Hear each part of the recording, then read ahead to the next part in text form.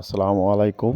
আপনারা কেমন আছেন? আলহামদুলিল্লাহ আমি ভালো আছি। আপনাদের দোয়ায় ও আল্লাহর অশেষ রহমতে এখন শীতের শেষের দিকে, তো এখন আপনার অনেক ধরনের কুল পাওয়া যাবে বা যাচ্ছে বাজার ঘাটে। অনেক সময় অনেক সুন্দর সুন্দর কুল উঠেছে।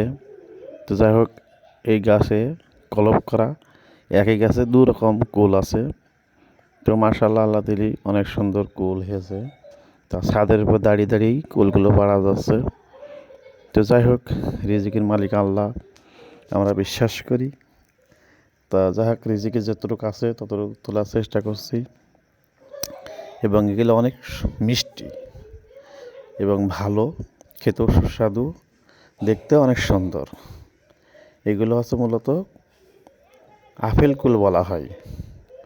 তো যাক, সব মিলে আলহামদুলিল্লাহ, আল্লাহ শুক্রিয়া আদায় করি। তো ভালো থাকেন, আল্লাহ হাফেজ।